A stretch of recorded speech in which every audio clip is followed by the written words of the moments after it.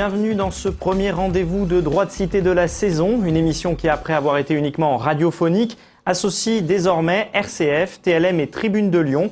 Mais place tout de suite à notre premier invité, nommé préfet du Rhône, préfet de la région Rhône-Alpes il y a bientôt un an. Il était jusqu'alors directeur de cabinet de Jean-Louis Borloo au ministère de l'Écologie. Auparavant, il a exercé ses fonctions de préfet en Midi-Pyrénées jusqu'en 2008, mais aussi en Haute-Savoie dans la région de 2002 à 2004. Né en 1952 à Talence, près de Bordeaux, il a succédé à un préfet qui aura marqué Lyon à plus d'un titre, Jacques Géraud. Jean-François Carinco est notre invité aujourd'hui. Monsieur le préfet, bonjour. Bonjour. Pour vous interroger à mes côtés, Olivier Vassé de la rédaction de Tribune de Lyon. Bonjour. Bonjour à vous. Alors, c'est justement Olivier Vassé qui vous pose, monsieur le préfet, la première question de cette émission. Eh bien, on y va. Monsieur le préfet, bonjour. On a vécu une grande semaine cette semaine puisque Nicolas Sarkozy a annoncé que la fameuse autoroute entre Lyon et Saint-Étienne, qu'on attend depuis une vingtaine d'années, va enfin se faire. Qu'est-ce qui a permis d'accélérer sur ce dossier? Ça venu, en règle générale, quand le président de la République se déplace, les préfets, les services centraux mettent un certain nombre de dossiers sur la table et ça fait avancer les dossiers. C'est aussi une des fonctions du président de la République d'essayer de tracer des voies. Alors, on va voir. J'attends les instructions, puisqu'on m'a annoncé les instructions de la part de Mme Kosciusko-Morizet. C'est un dossier que je connais, j'en ai déjà parlé avec un certain nombre d'élus. On va voir comment on s'en sort. Mais c'est vrai que la liaison Saint-Étienne-Lyon, ça devient vital. Voilà, c'est juste comme ça. Ça va être difficile. Ça va être difficile. D'ailleurs, vous l'aviez dit dès votre arrivée il y a bientôt un an. On ne vous sentait pas très très chaud, on doit vous le dire, Jean-François Carinco, sur l'autoroute A45 en elle-même. Mais je suis très chaud, très bouillant même sur la liaison Lyon-Saint-Étienne, Saint-Étienne-Lyon. Le vrai débat, c'est où cette autoroute arrive-t-il? Les élus du Grand Lyon, que ce soit Michel Mercier, garde des Sceaux, Gérard Collomb, ou même Jean-Jacques Ayrault, qui est un peu plus loin du dossier, se disent comme moi, est-il raisonnable de faire arriver un flux de véhicules supplémentaires, j'allais dire, entre le tunnel de Fourvière et Givors. Alors, on va en discuter tous ensemble, et puis on va essayer de trouver une solution. Mais il faut maintenant que des décisions claires soient prises sur cette liaison autoroutière. Là-dessus, le président de la République a clairement indiqué que maintenant ça suffisait, on se met tous autour de la table et on prend les décisions.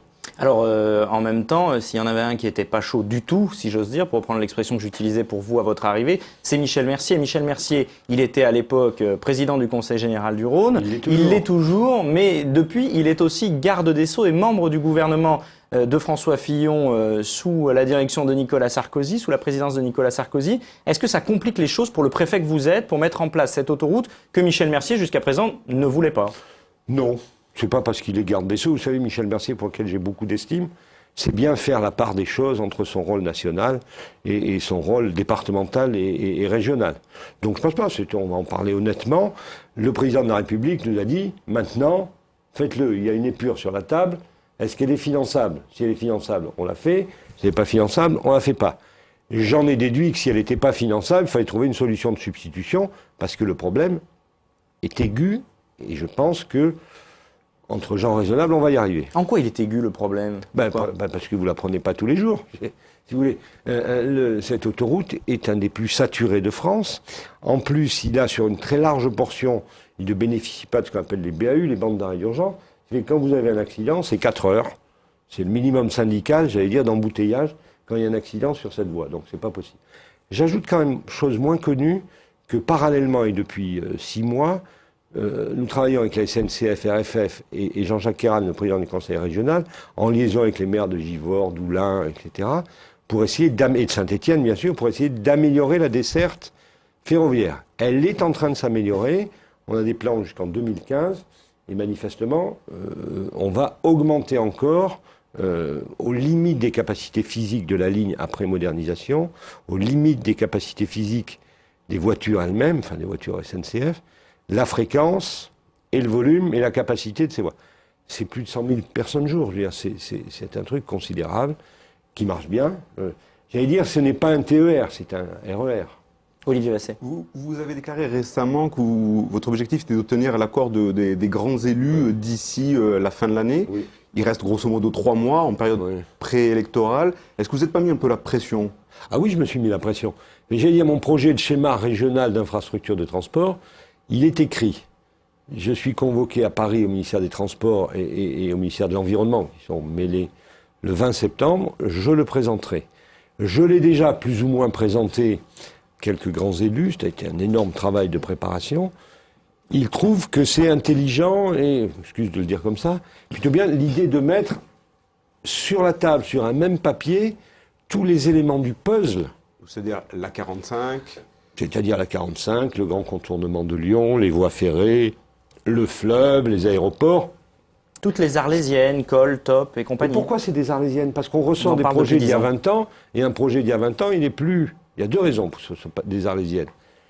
Les projets individuellement sont tous intelligents, sauf que projet de transport, c'est un puzzle. Et donc tout projet individuel, dans mon esprit, n'a pas de sens. Il doit être dans un ensemble. Et deuxièmement, les projets les plus anciens vieillissent, font comme nous. Et donc à un moment donné, l'environnement a changé et le projet n'est plus adapté. Là où on voulait le faire passer, ben finalement la zone s'est urbanisée et ça passe plus. Et on a eu une déclaration étonnante du préfet de la Loire qui, lui, se demande si vraiment le projet va se faire. Attendez, moi j'ai une instruction du président de la République, c'est la moindre des choses qu'en République, ou alors je démissionne. Je veux dire. Bien sûr. J'exécute. Mais l'instruction, c'est, Jean-François Carinco, de convaincre avant la fin de l'année. La fin de l'année, ça arrive très vite. Mais on se verra avant la fin du mois entre les grands élus. Et ça pose pas problème, selon vous. Se voir, oui, mais convaincre. Ah ben attendez, je vais essayer de les convaincre. Et si je les convainc pas, il faudra bien que j'ai une solution alternative, parce que ce qui est prioritaire, c'est la desserte, c'est le sens d'intervention du président de la République. C'est la desserte entre Lyon et Saint-Étienne. Moi, je le prends assez souvent, hein, cette voie. Il faut faire quelque chose. Donc mettre d'accord Gérard Collomb, Michel Mercier, Voilà. Dominique Perben, tous ces gens. Mais attendez, Maurice Vincent. Bonne au Conseil général, Buffet au sud, là. On va mettre tout le monde d'accord en 3 mois. Ben, j'espère. Je me mets la pression, comme vous dites. Oui, tout à fait. Si on se met pas la pression, c'est pas drôle. Est-ce que vous mettez la pression aussi sur le projet de ligne ferroviaire Lyon-Turin?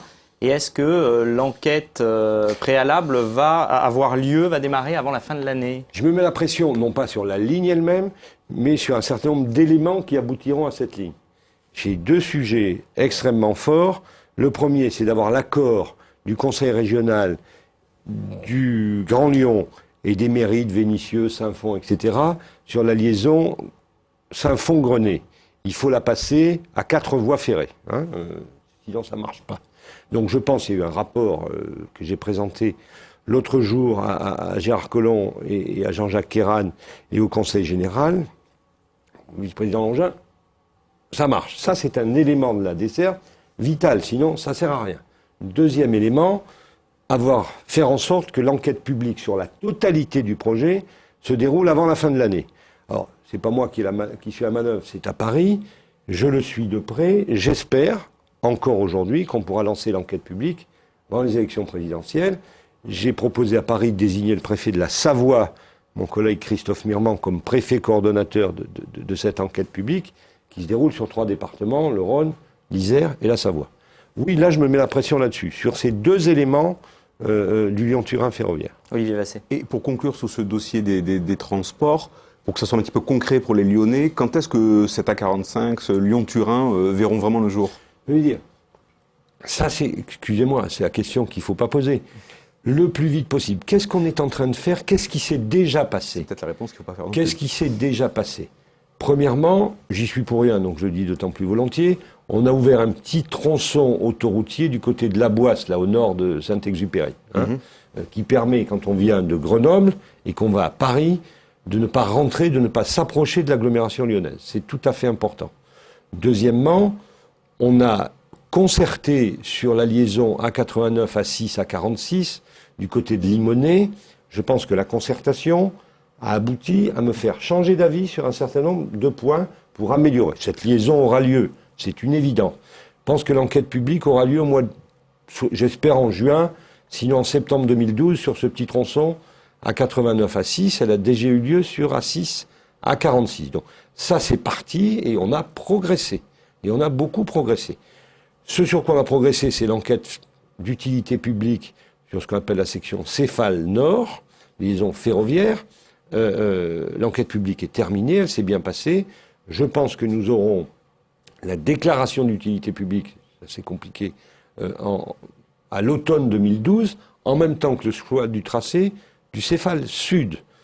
Parallèlement, par exemple aussi, certes on est à Lyon, mais enfin, les choses se font, on est en train de travailler sur la liaison entre Grenoble et la ligne TGV à Valence, de manière à ce qu'on puisse aller de Grenoble à Marseille en TGV sans passer par Lyon.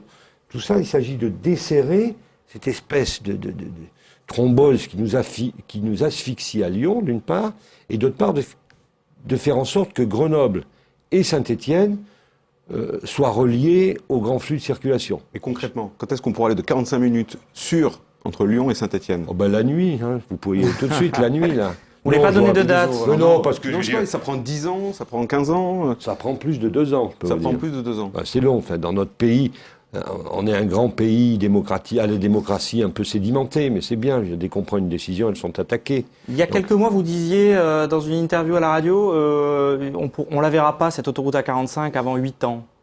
Ça vous paraît... J'en sais rien, enfin ça va être difficile. En tout cas, ce qui est important, c'est que, là j'ai demandé des crédits, c'est que tout de suite, on améliore la situation sur la 45. Ça vaut 35 millions d'euros. La 47. Sur la 47, pardon. Ça vaut 35 millions d'euros. Il y a un certain nombre de décisions à prendre. Elles sont prises sur le principe. Pour l'instant, je cherche les financements.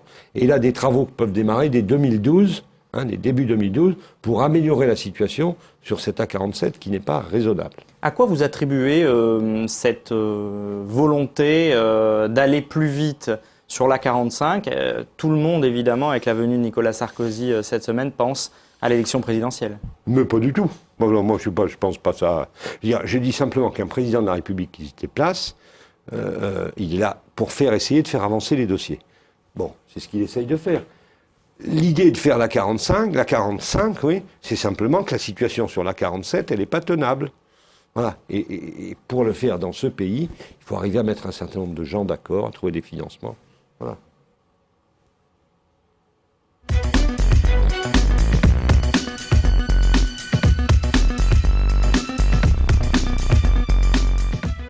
Jean-François Carenco, préfet du Rhône et de la région Rhône-Alpes, est toujours l'invité de Droit de Cité.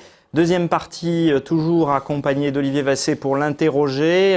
Jean-François Carenco, cette semaine, vous avez tenu à vous féliciter des 210 millions d'euros injectés par le Fonds spécial d'investissement. Est-ce que vous pouvez nous dire en quelques mots à quoi ça a servi très concrètement dans une période économique très difficile? Et dans cette période économique très difficile, il est important que les entreprises, petites, moyennes, les grandes ont d'autres sujets, d'autres moyens d'y arriver, bénéficient d'une capacité d'obtention de fonds propres de haut de bilan. C'est très important, c'est ce qui stabilise les entreprises. Alors, il y a un certain nombre d'initiatives locales qui marchent bien. Je n'oublie pas les prises de participation bancaire. J'en discute souvent. Alors, je ne vais pas en citer pour ne pas faire de pub, mais ça marche. La région fait aussi, avec le Fonds régional d'investissement, et j'espère surtout avec le fonds d'amorçage 2 qui va démarrer. Il y a un certain nombre d'institutions financières. On a une palette assez large. L'État, pour sa part, intervient massivement, à travers de 2 moyens, les prises de participation de la Caisse des dépôts et consignations à travers ces fonds, et le fonds d'investissement, d'IFSI. Chaque beau projet, chaque projet porteur de développement et d'emploi doit, et je pense peut aujourd'hui en région Rhône-Alpes, trouver ses financements de haut de bilan. On est en permanence en discussion. Bruno Lacroix, le président du CESR, en liaison avec la région, la Caisse des dépôts, moi-même, est en train de mettre la dernière main à ce qu'on appelle le hub financier, une espèce de bourse informelle de haut de bilan pour les PME et les entreprises de la région lyonnaise. Le 9 septembre, c'est-à-dire c'est aujourd'hui, en ce moment même, se tient une réunion de calage à la région pour caler le financement de ça. En région Rhône-Alpes, région industrielle par évidence, il faut, ça ne suffit pas, mais il faut qu'aucune entreprise qui a un projet intéressant ne souffre d'un déficit de haut de bilan. On y arrive peu à peu. Vous dites il faut, ça ne suffit pas. 210 millions, c'est une somme Mais considérable. ça ne suffit pas. C'est pas en argent. En argent, Oui. on a ce qu'il faut. Il faut d'autres conditions pour que ça marche. Ce qui ne suffit pas, c'est au niveau de l'emploi. Non, l'emploi est une Hausse du conséquence. chômage. Oui, mais hausse du chômage au mois de juin, plus 2%, plus 1,8% au mois de juillet. Qu'est-ce qui ne marche pas en matière d'emploi dans une région qu'on disait, il n'y a pas encore si longtemps, dynamique? Je la crois toujours dynamique. Ce qu'on constate, c'est que sur le mois de mai, juin, juillet, un coup de frein exceptionnel, c'est jamais arrivé qu'il y ait deux mois de suite aussi haut, un coup de frein exceptionnel aux embauches et donc à l'emploi. L'emploi, c'est la résultante de l'activité. Au principal, par ailleurs, je développe la politique du gouvernement sur les emplois aidés et tout ça, mais au principal, sur la durée, c'est bien l'emploi qui est généré par l'activité, et dans cette région, principalement l'activité industrielle, qui elle-même génère l'activité des services. Donc, on essaye, nous, de travailler sur chaque entreprise. Il y en a qui ferment. Il y a Iontex, il y a Véninov sur lesquels on se bat comme un fou pour la reprise. Il y a MG à Annonay. Je veux dire, on suit toutes les entreprises, tous ensemble. Justement, la liquidation de Véninov à Vénissieux cet été, est-ce que c'est pas aussi la limite du volontarisme de l'État? Non mais de l'État et des autres, parce qu'on est tous ensemble avec les syndicats, les parlementaires, Madame le maire de Vénissieux, l'État. Ça a été mis en liquidation. N'allez pas trop vite parce que vous allez vous tromper. Peut-être qu'une activité de même nature peut renaître sur cette liquidation. C'est tant que l'entreprise n'est pas liquidée physiquement, elle a été liquidée juridiquement. Tant qu'elle n'est pas liquidée physiquement, il y a toujours un espoir. Et là, votre marge de manœuvre à vous, État, et aux pouvoirs locaux, aux pouvoirs publics de la région, la marge de manœuvre, qu'est-ce que j'ai fait sur Véninov, en liaison avec André Gérin, notamment. Député de Vénissieux. Premièrement, j'ai porté plainte contre un certain nombre de gens. Cette plainte a été transmise par monsieur le procureur de la République de Lyon à celui de Nanterre qui gère l'affaire, et je pense qu'elle va prospérer. Ce qui s'est passé n'est pas convenable. C'est lamentable. Deuxièmement, avec les salariés, on s'est assuré qu'ils avaient bien les droits, les machins, tout ça, que socialement, on tiendrait la période. Enfin, je suis rentré en contact avec le liquidateur pour mettre en place les moyens de chercher des repreneurs. Pas dans le cadre d'un redressement judiciaire, dans le cadre d'une liquidation. On a 2 candidats sérieux, après avoir fait un tour de piste où on a interrogé une douzaine de candidats. Toujours dans la toile cirée ou vraiment on changera complètement de domaine? J'ai essayé de trouver des gens à l'extérieur de ce métier-là. Les locaux, les machines sont un peu contraintes, donc on est plutôt sur ce type de produit qui peut apparaître un peu ancien, mais enfin qui reste vendu. Olivier Vassé. On va parler d'un de vos dadas, la sécurité. Vous avez dit que c'était une de vos priorités à votre arrivée. Est-ce que c'est normal que donc la délinquance soit plutôt en baisse à Lyon? Est-ce que Claude Guéant n'aurait pas dû venir à Lyon plutôt qu'à Marseille? Je pense que c'est normal qu'un ministre aille là où ça va pas pour faire progresser les choses. Voilà. Donc c'est logique qu'il soit allé à Marseille? Oui, parce qu'à Marseille, les chiffres ne sont pas bons. Non, mais attendez, c'est sympa, Claude Guéant, on se connaît, il est ministre. Si ça va bien... j'allais dire entre guillemets, il perd son temps de venir voir. Je le vois souvent. Il vaut mieux qu'il aille essayer de comprendre pourquoi dans un certain nombre d'endroits, ça va moins bien. C'est le boulot de ministre. Et vous trouveriez, vous, normal aussi en tant que préfet, d'être limogé comme le préfet de la sécurité de Marseille était limogé? Si les chiffres ne sont pas bons, par exemple. Je suis préfet de région et je suis plus préfet délégué, donc bien sûr. Voilà. Et si les chiffres n'étaient pas bons à Lyon, ça vous choquerait pas d'être limogé ou que votre préfet délégué soit limogé? Non, mais c'est grandeur et servitude de ce métier. Voilà, c'est comme ça. Il y en a eu d'autres, il y en a après, ça va, ça vient. Il y a les préfets sont à disposition du gouvernement, c'est difficile, mais sinon on fait autre chose. Alors ça veut dire que la valse des préfets, ça peut être utile par moment, vous diriez ça? Est-ce qu'il y a une solidarité d'ailleurs dans le corps préfectoral? Oui, très clairement. Je dis pas la valse des préfets, non mais il y a une règle de toute éternité. Vous savez, je crois que c'est Lucien Bonaparte, qui disait du jour de l'instauration des préfets, date le bonheur du peuple. Alors, les temps ont un peu changé. En tout cas, les préfets ont comme caractéristique d'être à disposition du gouvernement. Voilà. Heureusement, sinon, un gouvernement appliquerait sa politique, et les préfets sont loyaux au gouvernement. Après, quel que soit le gouvernement. Après, il peut y avoir des erreurs de casting, c'est-à-dire qu'on a mis un préfet délégué dont c'était pas vraiment le sujet de faire ça. Bon, ben, le gouvernement corrige les erreurs de casting. Jean-François Carinco, à Lyon, il y a un sujet qui préoccupe monsieur et madame tout le monde, c'est les groupes extrémistes et leur montée. On a découvert des locaux de groupes d'extrême droite dans le 7e arrondissement de Lyon. Oui. Aujourd'hui, est-ce que c'est une particularité lyonnaise que cette montée des extrêmes et ces affrontements, même ces manifestations qu'on peut voir par moment, qu'est-ce qui se passe? Je crois qu'à Lyon, il y a pas des groupuscules, il y a un groupe de gens à l'extrême droite, un autre à l'extrême gauche, qui pensent que le monde avance s'ils se tapent sur la figure. Je trouve ça détestable. Voilà, donc un jour, ils vont arriver à se mettre une vraie peignée. Oui, parce que c'est pas juste des bagarres de petits garçons. Non, c'est pas des bagarres de petits garçons. Ils vont se mettre. Alors, ils sont tous connus. On sait ce qu'ils font. On regarde pour éviter quand même qu'il y ait des morts. Ça peut arriver. Honnêtement, j'essaie d'employer un terme simple. Je crois que ce sont des imbéciles.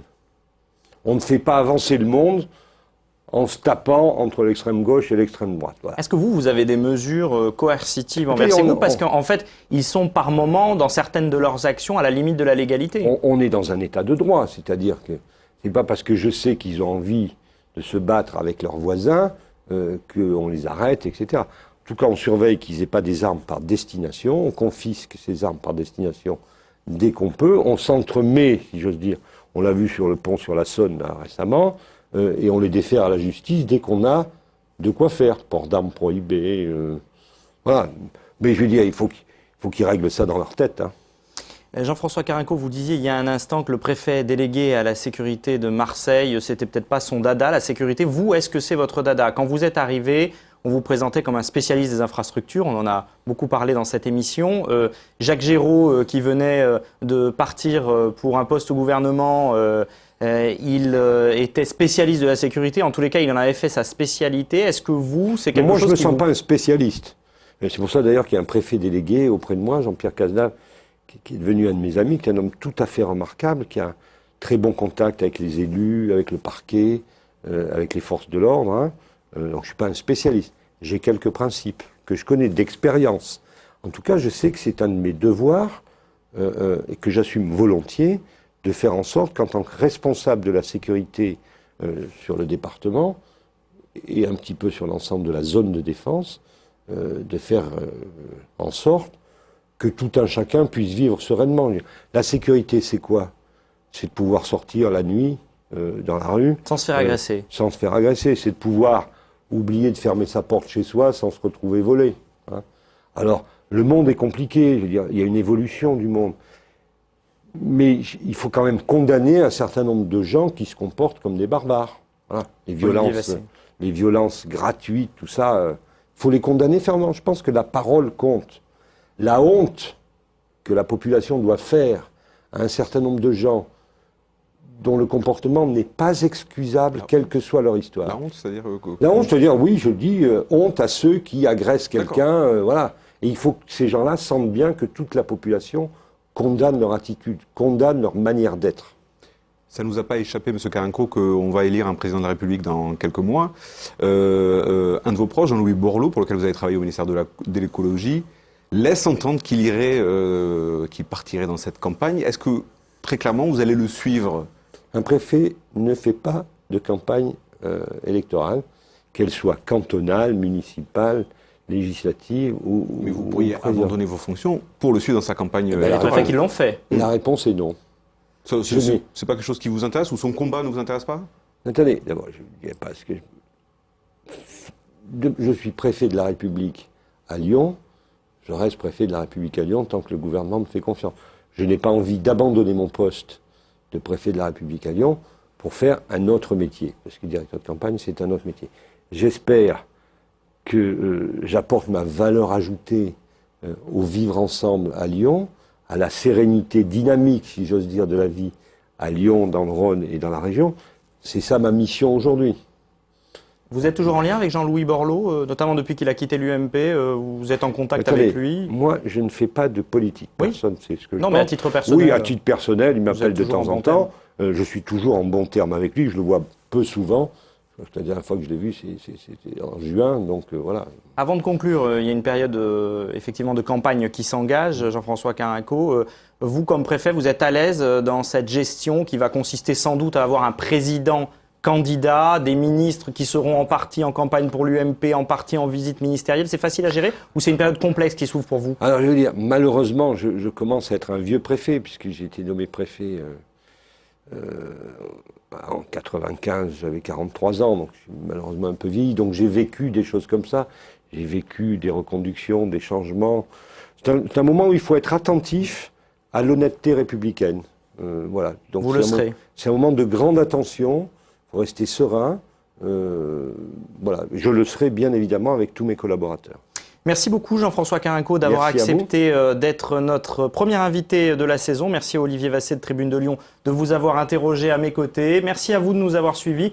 Nous nous retrouvons bien évidemment la semaine prochaine et d'ici là, vous pourrez retrouver l'intégralité de cette émission sur les sites internet respectifs de RCF, TLM et Tribune de Lyon. Très bonne semaine à tous.